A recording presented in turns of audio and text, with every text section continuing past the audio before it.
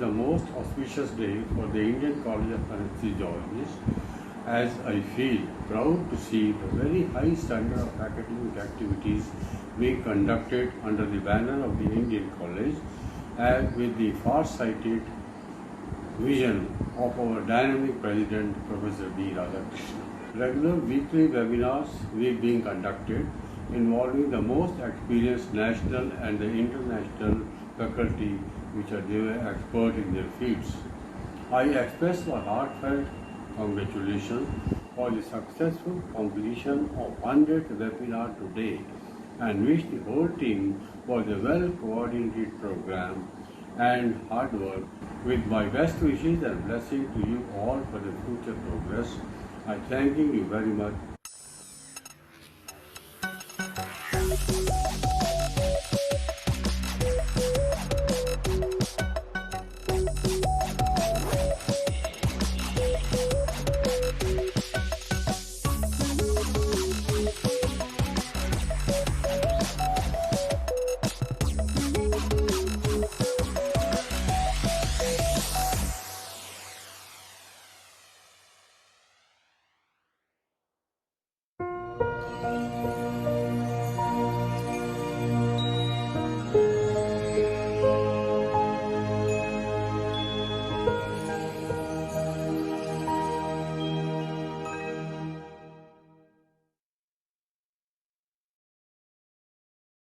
Thank you so much, all the doctors, for being in this session, and hope you have all enjoyed this session.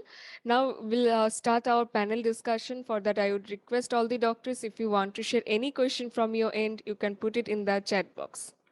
Our expert is on the session also, so we'll start our panel discussion session very soon. Friends, once again, I welcome you all to this particular program, which is almost a unique program being shown in India for the first time in anesthesiology circles. How simulation may be able to help us in better teaching. In the recent years, we have come to know simulation-based teaching and training, as well as modular teaching, a concept which is evolving now, and again, truncated systemic examination pattern. These three things going to be established very soon in the next 10 years' time in all arenas of teaching and training. Well, which we may discuss later sometimes in detail. Today, I believe you all had a wonderful session, and certain aspects of the modular teaching and training, as well as on the simulation-based teaching and training possible and being practiced in certain noted areas in India was shown to you.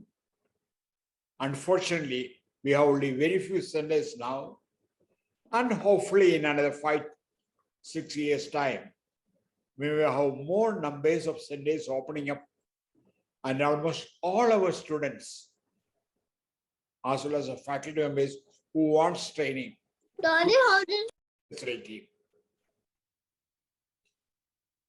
Meanwhile,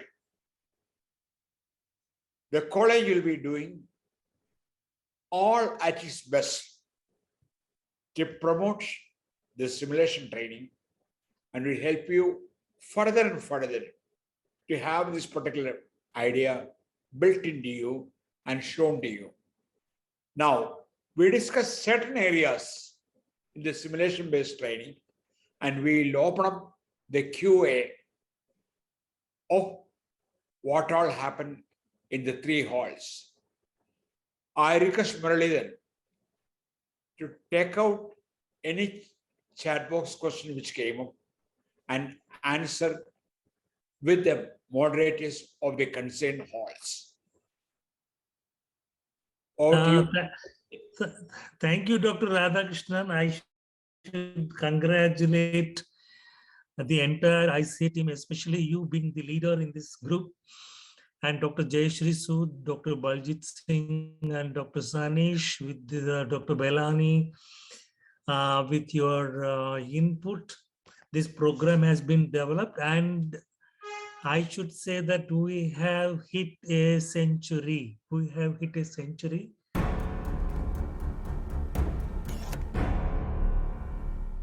Well, I want to congratulate the Indian College for reaching the century of webinars. I think that's a great achievement. What we have been doing at our educational block, we've dedicated an entire building to simulation, and it was recently inaugurated. It's about a year and a half old now. And during that same time, we were able to help set up the simulation center at the Bangalore Medical College, and I hope it's doing well.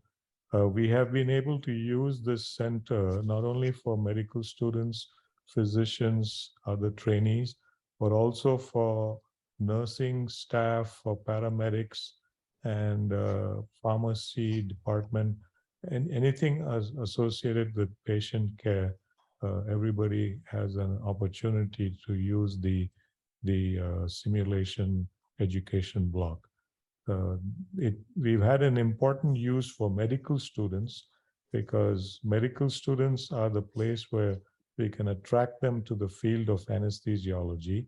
And I think that's one thing that the simulation centers in India can do, is to make it, to open them up for the medical students, because they really have to have an understanding of anesthesiology at an early stage.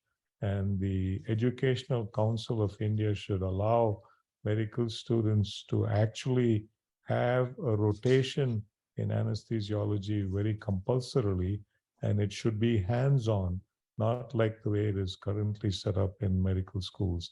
And that has really increased the number of applicants going into anesthesiology, because it gives them a real feeling for anesthesia in the simulation centers. The other thing is the simulation centers provide a good adjunct for training, especially for scenarios that are not very Dear common. speakers, sorry to interrupt you in between. I request you, all the speakers, please kindly mute your mic, as the voice is not audible properly. I request you all, the speakers, the attendees, please mute your mic. Please, thank you. Thank you for saying that. I hope everybody can hear me. What I was saying was that we use the simulation center for at least a dozen scenarios. For example, the care of a patient with anaphylaxis. How do you treat somebody that has a new onset cardiovascular arrhythmia?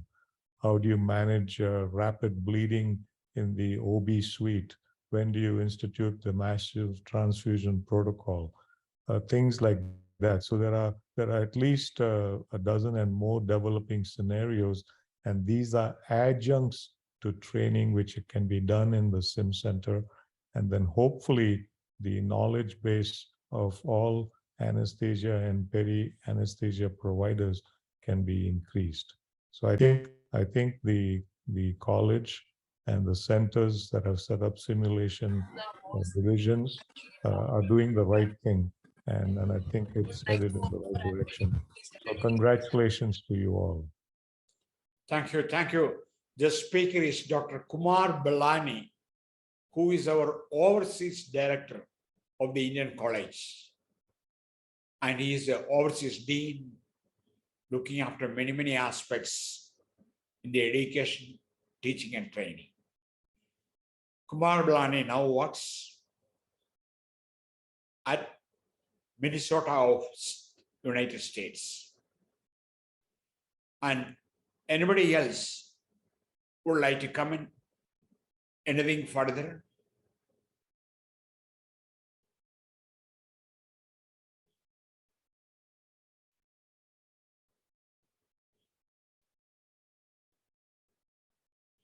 Dr. Dinagar, Sandeep, Shridhar, Tilaka. Well, all I know, anybody can start out. Yes, sir. Sorry, I was not being allowed to unmute myself. Hello. Hello, can you hear me? Yeah, we can hear you. Go ahead. Okay. I mean, I was not being allowed to unmute myself, so I couldn't speak earlier, but now that is sorted out. I just wanted to answer some queries regarding faculty development programs, which came through in my breakout room as well as here in the main panel discussion. So one of the questions was whether there are free offline faculty development programs being offered anywhere in the country. And this was, I think, by Dr. Uma. And I would like to say that conducting these faculty development programs is a pretty expensive affair for the institution that is conducting it, because we normally have to, interact with vendors to bring in high-cost mannequins, and there's a transport charge involved, plus the whole process of organizing, etc. So most of the faculty development programs, just like any skill development program, whether it be in anesthesia for difficult airway or anything else, or whether it be for surgery or wherever, there is a cost involved. Having said that, institutions are doing intramural faculty development programs for their own faculty. For example, we in our center also do the same thing, where we don't charge anything for the faculty because we use whatever equipment we have available in-house for that. So I hope that answers the question. Another question was about the link for the various online training courses that are available. I had touched upon it during my talk, and I'm sure that this talk is going to be up on YouTube. So if you just go through the slides, my presentation, you'll be able to get the links from the YouTube presentation.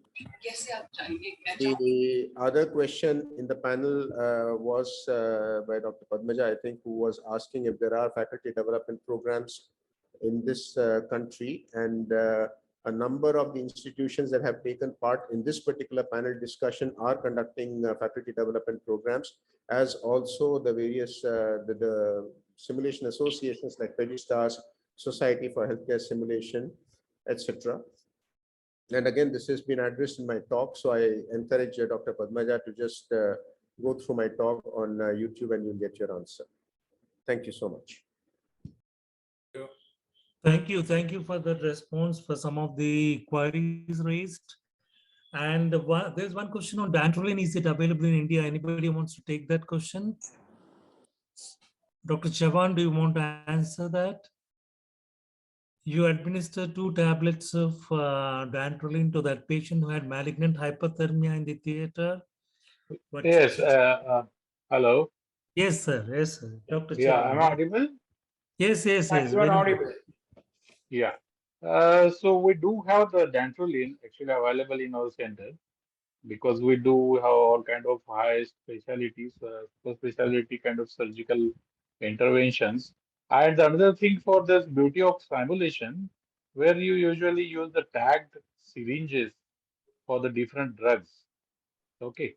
So even if you don't have to use the dantrolene for lifetime, means for 22 years of my service as an anesthetist, I never required any dantrolene.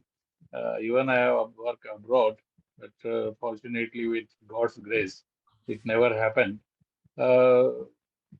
Yes, we do have some centers. I am not sure about all. And then this is beauty of, again, simulation, where you can go use the tag system and show the response, as you have seen on our screens. One question for you is that is it IV dantrolene that's available, or are you talking about oral? No, sir. IV dantrolene. Okay. Is it available for everybody, or do you have to get it No, special? it's not available for everybody. It's available now in India in certain parts. Yes. It's at one particular area in a state, now the drug is available. Yes. Larger states like Maharashtra, also Uttar Pradesh, available at multiple Sundays. But now it is available, even though being used much because we don't have that much of an occasion to use it. And I hope it will remain so. Yeah, because of the medical increasing trend in the medical education, and we are getting too many patients from abroad. Yeah. It is genetic kind of condition, which we may come across while treating the patient or managing the patient. So Kerala Amrita Institute, yeah, they have the dantrolene available. Yes, as if you want to go for JCI accreditation, they always ask for do we have dantrolene available in the hospital? So you might see it once in 10 years, but if it happens, that's potentially fatal case. The only saving drug is dantrolene. So you need to have quick access to dantrolene wherever you are. If at all, for example, you had a scenario, I think you gave oral dantrolene, you put an nasogastric tube. No. So that was orogastric is installation of the cold water, ice cold water. Yeah. And because the video, I think the quality was not proper. So we have given 2 doses of IV dantrolene. The first was 125 milligram, and the repeat was 250 milligram. Right. The thing is the incidence of malignant hypothermia worldwide is the same. In India also it is the same as in the USA. It's not just because you're getting more patients from abroad, but even in India, it is the same as in the USA. So what we have to do is we need a good registry to record the cases, because if you speak to a lot of the people in India, they've all had some cases, but they're not being recorded. So it appears that the incidence is not great, but actually that's not true. And until unreported. Dr. Belani should set up a registry. You remember we had 4 cases in the last 20 years. Right. And so there are 4 cases at Narayana that they know of. But there are other institutions that have cases because we have a hotline, and sometimes we do get calls from India to answer the hotline. Great. Maybe so. We don't have, or I may say, I'm so unhappy to say, even though we don't have good data keeping, probably in another 5-7 years' time, data keeping also will come up. Almost all the corporate sector started the data, and good data are coming up. But on a national level, in the government sector, the data making is in progress. But to have it as a uniform data making, which could be of futuristic value, may take time to be prepared. Yeah, that is true. And there's one question: what is the cost to factor to establish a simulation lab? Anybody wants to take that one? Regarding the TE simulator, it costs about 65 lakhs. So we rent it out and then give it back to the provider. And it works out very well for us. But our association is in negotiation with these companies to have one simulator which can be transported to anywhere in India, wherever it is needed for a certain period of time. So that we are doing it. And regarding the establishment of simulation lab. Anybody can give any idea? How much is the proposed? I would like to speak. Vaibhavi should be able to answer that. I guess for simulation centers, having a need analysis of what is required in the sim center. Right. As in when the organization requires certain kind of training. So training need assessment is needed robustly to actually purchase these equipments, because that will guarantee the usage of the simulators. Apart from that, having a decision of whether to have a separate simulation center or to actually have an in situ simulation running is also a choice, because the venue would be the highest of the cost apart from the simulators. So there are multiple aspects to it. So having a need analysis is definitely required. Yes, what we are doing is we do the Center of Excellence sessions once in 2 months, where we have the hemodynamic simulator with us and reproduce a given particular clinical scenario and elicit responses from the audience. And whatever the audience suggests, we do that treatment. For example, audience says give 500 ml of fluid or give dobutamine, we do it and see the response on the monitor and say whether that treatment was right or wrong, or it could have been modified in that particular case at that particular juncture. The next question is, do we have ECMO simulators? Yes, we have ECMO simulators. If you contact the Mackay and Jettinge, they could provide the simulator for a limited period of time if we have enough number of participants who would like to attend that simulation session. ECMO simulators are available. And I don't see any more questions. Can I add to that? Yes, you can. One thing I was go ahead. Yes, madam. Yes, Dr. Bilani, please continue. Dr. Bilani.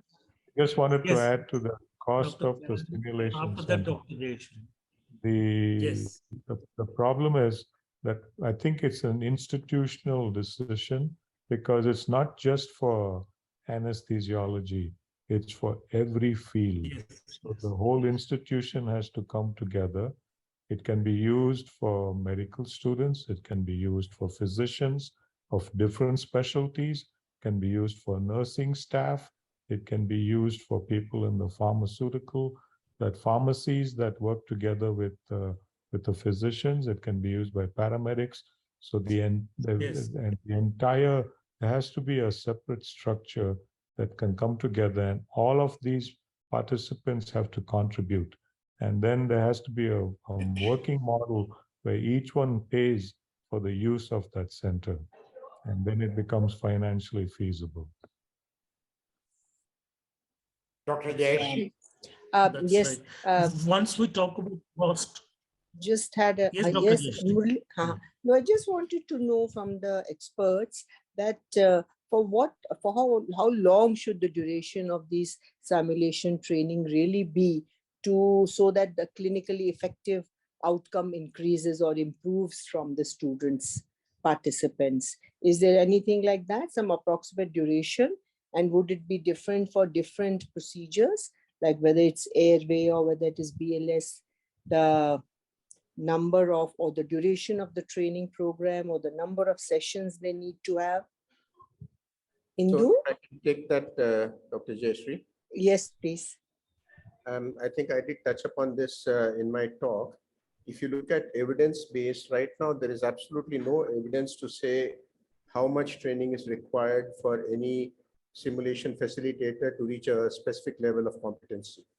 We know that most of the training programs that are conducted for simulation are short-term programs, which are like 2 or 3 day programs, but they are only the beginning, and definitely by all means, they're not the end. So it is important for, so what happens is most of the simulation faculty essentially learn on the job. They just muddle their way through, they do it, they have maybe some mentors who are helping them through the process. And then on the basis of that, they achieve a certain level of competency. PediSTAS, which is the Pediatric Simulation Society in India, has got a formalized training program, which consists of 3 levels. Level 1 is essentially attending the 2-day initial faculty development program. Level 2 is conducting 6 scenarios in their own centers under a mentor, discussing with the mentor all the learning points, and then giving a write-up. And level 3 is preparing a curriculum for simulation as per their institutional needs and conducting 3 scenarios, as well as critically reviewing a journal article on simulation, at the end of which, they are certified as simulation educators. But I can tell you, even that process, it really depends upon how much practical hands-on experience you have, which is the same as for any skill. If you look at Erickson, he said to be a master in any skills, you need to have about 10,000 hours of practice, which we know is not feasible. So just like any, like for example, intubation skill, we know that different people learn at different rates. Some people get good very quickly, so other people take some more time. So simulation is exactly the same. I hope that I know it's not a satisfactory answer, but I hope that No, but I think that's true. Actually, I agree with you. Yes. The other aspect to this question about training of students. So one part is training of faculty, which Dr. Dinkar highlighted very nicely. There's no timeline. It could be 6 months if the person is good with the basic methodology. It could go beyond years also. As far as students are concerned, like if I could understand your question correctly, how do you assess the students whether the training using simulation done correctly, whether they are able to achieve all their learning goals or not? For that, there are already various assessment methods. You can have pre and post test sessions where you can assess the theoretical knowledge, and to assess the technical skills like skill of intubation, chest compression. There are other measures where you can record that particular process, and the faculty can basically go through the steps and give feedback, in order to help them gain those skills. I believe this is what we are doing with the various other simulators like echocardiography and various other skill training. So all the simulators, they come with this assessment module. So I don't think it's very difficult to really assess the students. The students, I yeah. just add a little bit there to what Amit was just saying. I would personally be very cautious about using simulation in India at present for summative evaluation. I think because we don't have enough experience with it for summative evaluation, so I would suggest very strongly that you do only a formative evaluation for simulation. Even though I do know that some centers are using it for summative evaluation. And of course, there are a lot of validated checklists available for various tasks. Team training assessment is a little more difficult, but there also we have validated instruments that can be used. Thank you. Sir, we started 5 years back. Thank you, Dr. Dinkar. Yeah, it's not time for summative or the formative assessment. It's a new technology which is coming up, and it's good and known, or I may say proved all over the world. This is a very good teaching and training mode. Yes. Very good teaching and training. But in a country like India, it may take some more years. But the National Medical Council is now recommending it, but they are not making it mandatory.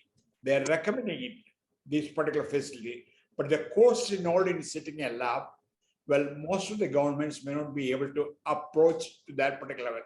But one thing which I would like to know from any of you, absolute dissemination of knowledge, that is government of India is supporting in any way to start a medical simulation lab in somewhere, either as a industry loan or as a one-time grant in anything of that sort. I heard 5 years earlier, the government of India, through the Central Health Department, started a scheme. I don't know what is the viability of that particular scheme. I would like to know whether that is still on, or if anybody knows about that particular thing, kindly give us a brief.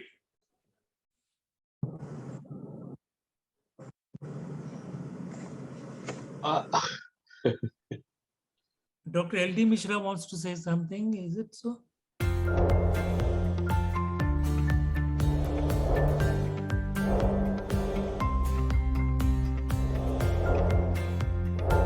I congratulate all the colleagues involved in the continuity of this mega program with exemplary academic outreach to most anesthesiology trainees, including MD, DNB, DA, and many super specialty branches trainees also, the anesthesia practitioners, the faculty colleagues, and all other anesthesiologists. A beauty of the program was that anybody, a member or a non-member, could register free of cost and log in from any place in the world and join the program.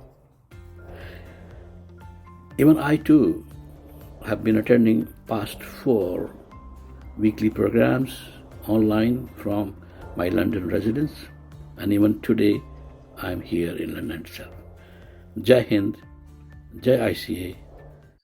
I don't know which scheme you are asking about. I'm not very clear about.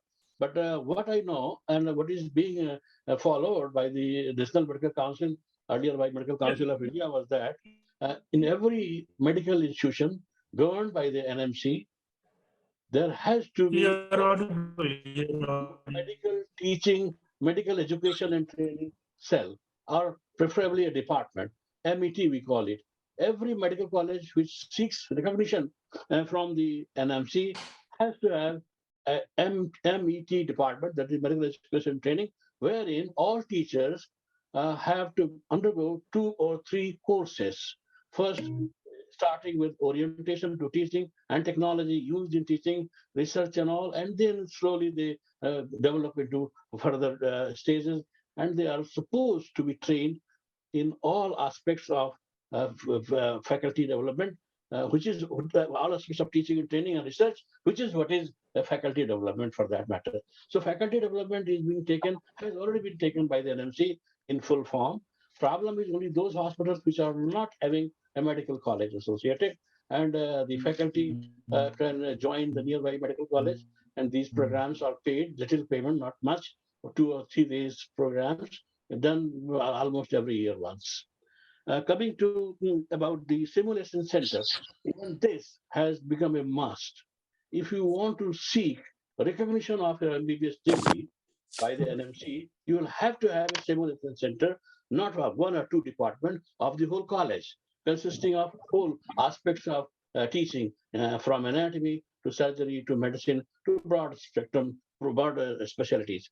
If you want to seek recognition for a postgraduate degree, then that department has to have an independent simulation center. So that is what is being implemented, has to be forced to be implemented, and MC is very insisting that it has to be implemented. The managers and the owners of these colleges are all time trying to run away from one or the other, but they cannot run anymore now. Now it is going to come, it has to come in a year or 2.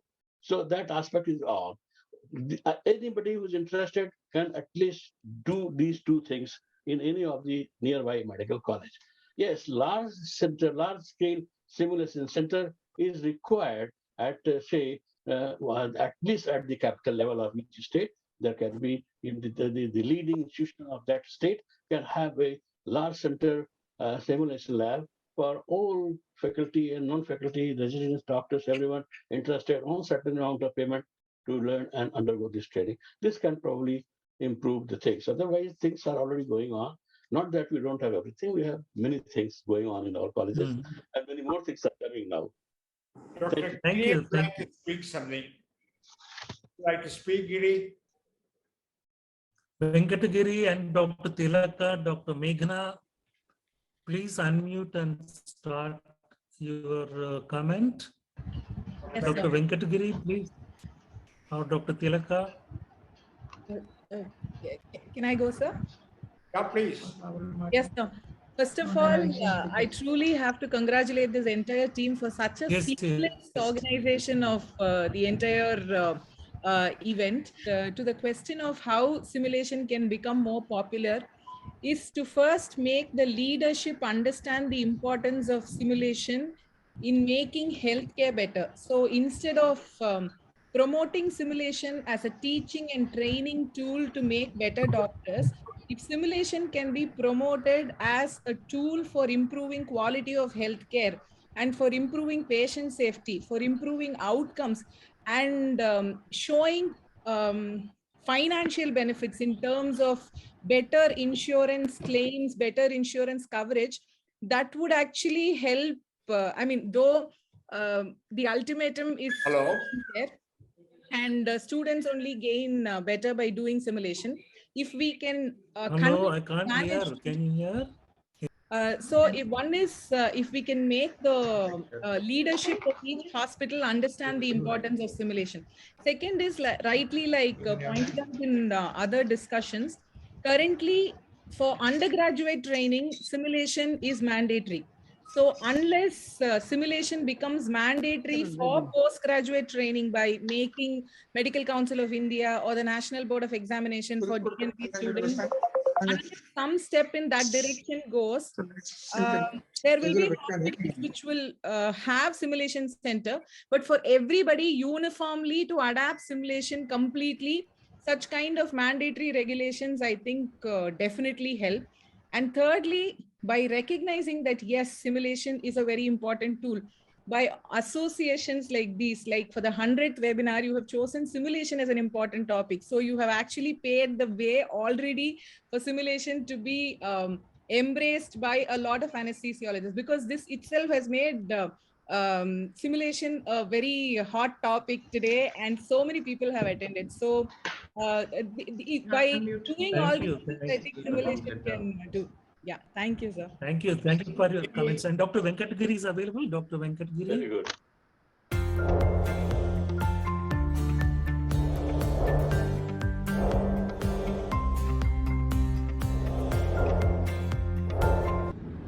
Friends, namaste.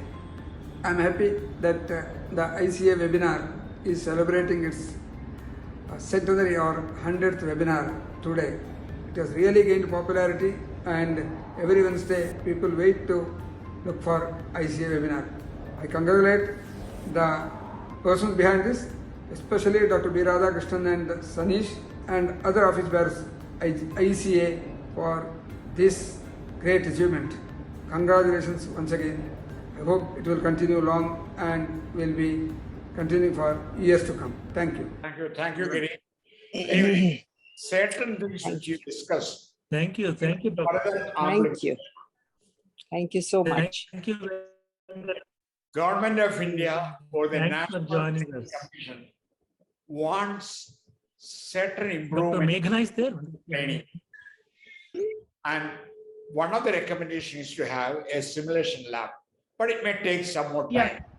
And so the National Medical Commission has not made it mandatory, because once it is made mandatory, I think nearly 90% of the colleges in India may not be able to achieve that target. So it may come after some years.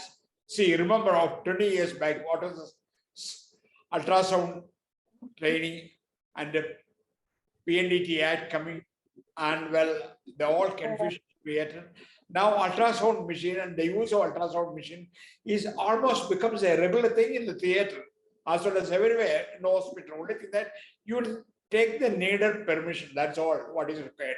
So this also may come. And the other aspect is that this is basically helping in improving your skills.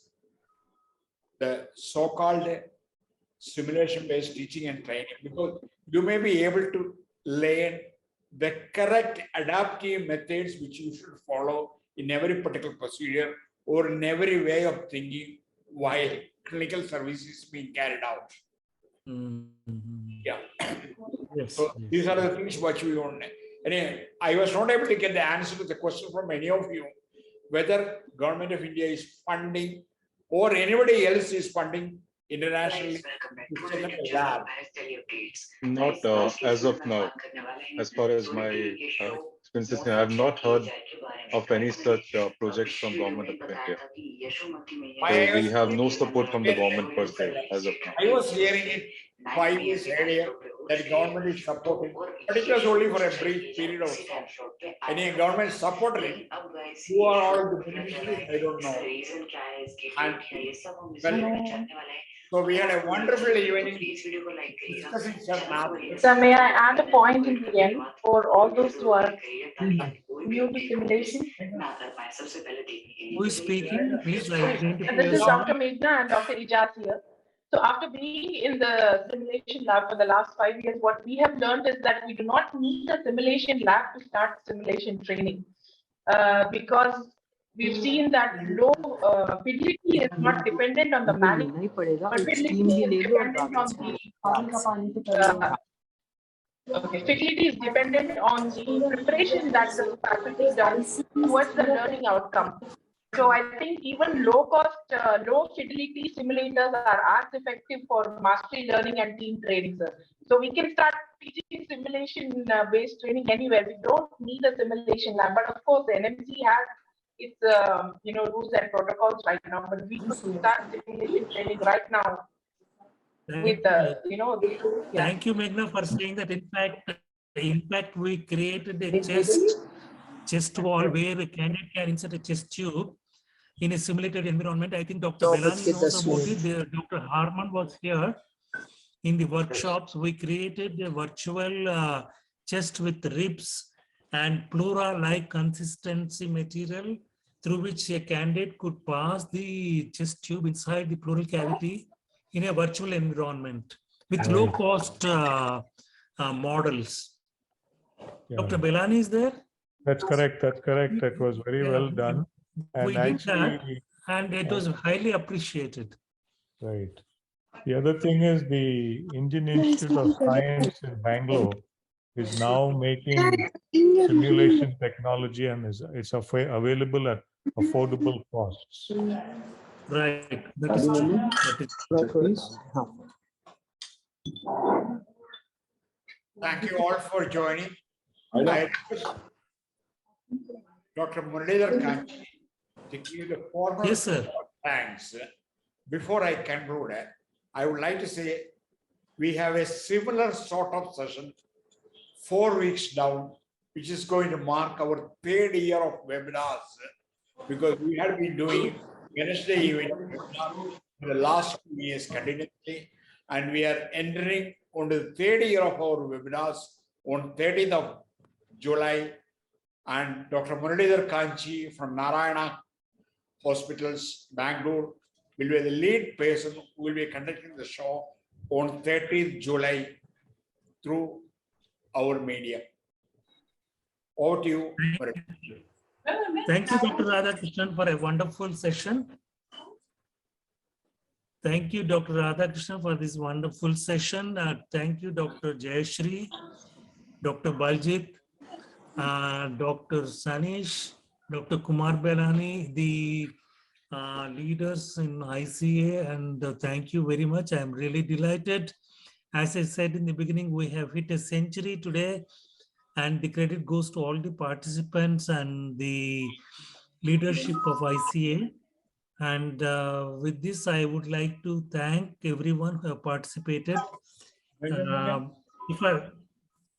Yes, sir. Special thanks goes to Dr. Sanish, who was behind organizing this particular meeting. And he was very much meticulously planned and implemented and executed the plan in a very excellent manner. Yeah. All the sessions were enjoyable. And thank you, Sanish. And we would like to that you also grow with us. And thank you so much. And I think the dinner is getting bigger. The clarinet since last 4 months, and they are doing an exemplary, excellent service to us. Absolutely. Absolutely. And thank you, clarinet, for being with us and continue in our growth.